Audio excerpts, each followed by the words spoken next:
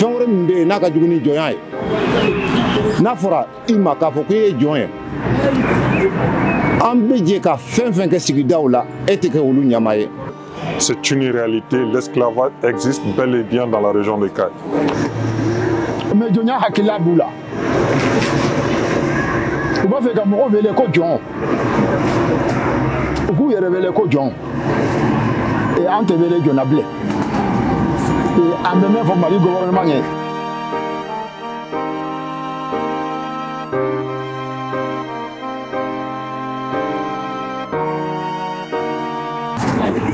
Boué Cissé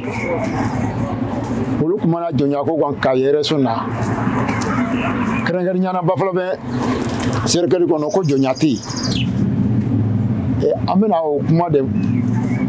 dayɛlɛ k'a fɔ mɔgɔw ɲɛ k'a fɔ ko kuma min fɔra ko jɔnya tɛ ko jɔnya bɛ yen bi jɔnya bɛ yen sini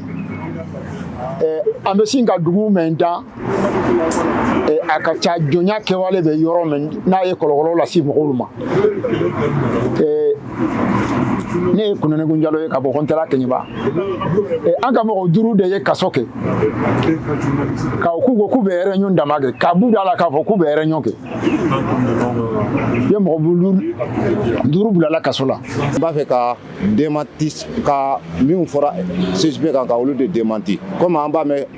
réseaux sociaux kan tuma bɛɛ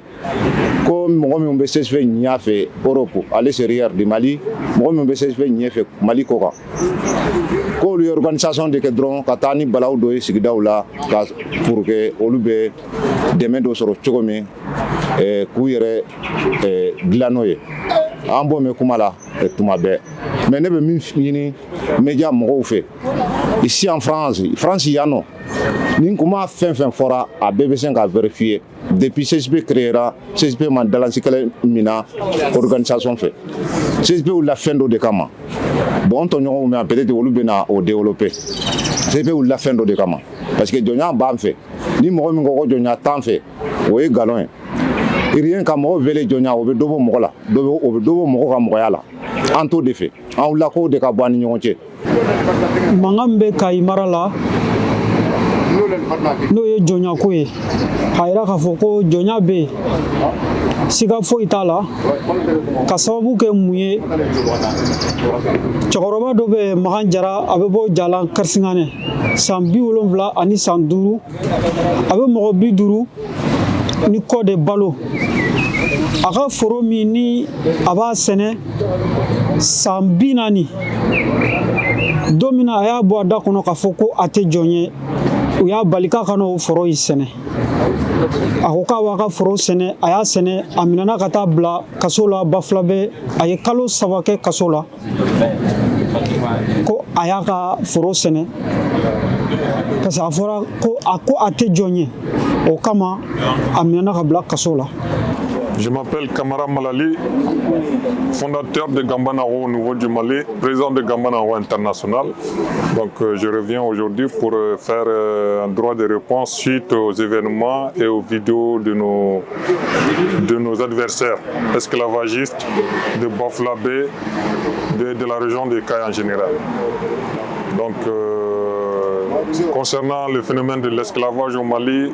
à savoir est-ce que l'esclavage existe encore dans la région de Kayes ou pas, à Bafulabe, à Yelimane, à Djema, à Nioro ou à Kayes, la question ne se pose plus. On a des vidéos, on a des photos, on a des preuves à l'appui. Actuellement, on a plus de 4000 déplacés à travers le Mali. Actuellement, on a plus de 10 morts à travers le Mali. Actuellement, on a plus de 800 chefs de famille qui sont privés de quitter leur terre. Actuellement, on a plus d'une centaine de blessés à travers la région de Kayes. Donc le phénomène de l'esclavage,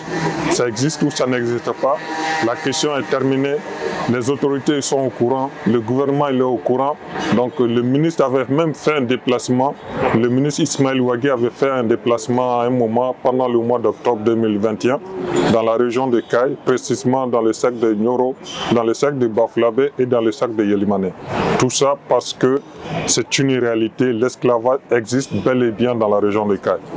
Sila dɔw bɛ yen nɔ minnu bɛ mɔgɔw bɔ ɲɔgɔn na k'a fɔ ko nin ye jɔn ye nin ye hɔrɔn ye bon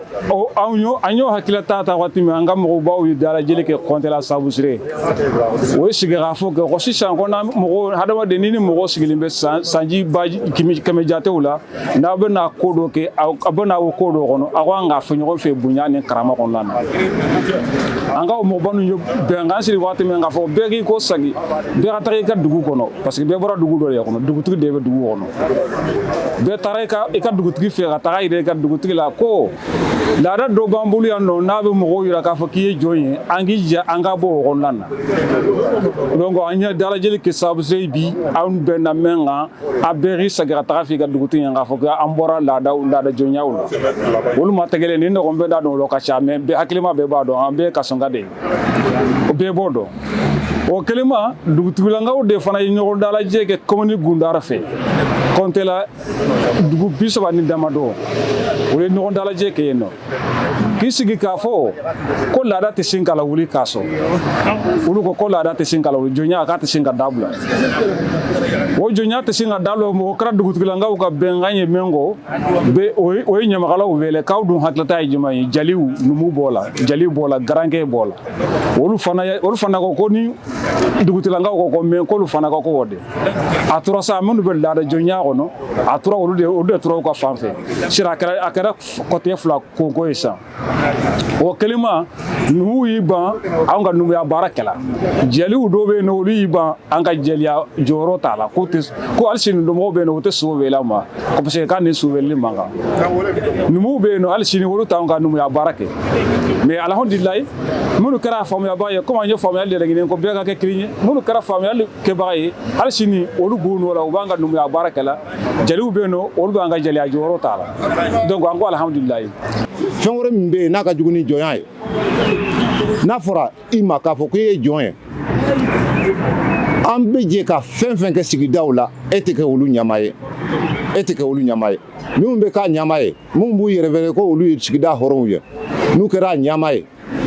kɔntɔrande t'u ni mɔgɔ cɛ k'a sɔrɔ an bɛ baara fɛn fɛn kɛ sigidaw la an bɛ de b'an tɛgɛ di ɲɔgɔn ma ka cotisation sara 50-50 ka baara ninnu kɛ n'o baara ninnu kɛra n'a sera nafa sɔrɔ yɔrɔ ma waati min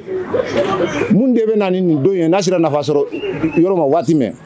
an bɛɛ bɛ jɛ ka fɛn minnu kɛ o ɲɛmaya o tɛ di mɔgɔ ma n'i bɛ wele jɔn nin koɲa ninnu de kama n kan ka jɔnya supprimer ni ɲɔgɔn cɛ parce que jɔnya abolila il y a très très longtemps nin sugu ninnu de kama an wulila n k'an bɛ jɔnya bɔ an ni ɲɔgɔn cɛ ka site créer ko CSP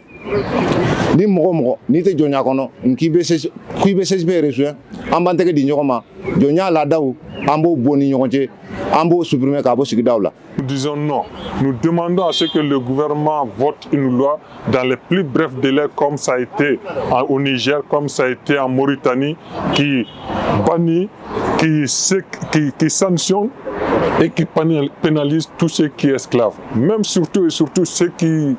par peur et par représailles, ont accepté le statut d'esclave. Parce qu'il y a certaines personnes qui ont accepté ce statut. On a vu des vidéos qui sont tournées dans le sac de Baflabé, dans la commune de Tomora ou dans la commune de Sidibella. Donc, des gens qui se disent, ils sont nés dans cette pratique, ils ont grandi dans cette pratique et ils veulent rester dans cette pratique. Personne ne veut rester dans l'esclavage. Personne. Personne n'aime l'esclavage. Même un âne, même un chien ne veut pas qu'on le traite d'esclave, ne veut pas qu'on le traite comme une famille d'esclaves. Donc, ceux qui ont accepté ce statut, c'est sous la menace, sous la contrainte et sous les représailles. Parce qu'ils savent que s'ils refusent le statut d'esclave, ils peuvent perdre leur maison, ils peuvent perdre leur terre cultivable, ils peuvent même perdre leur vie ou leur famille.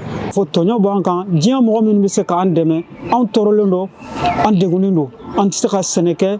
an ka duguw la an tɛ se ka sɛnɛ kɛ an fa n'an mɔkɛw ye dugukolo min tigɛ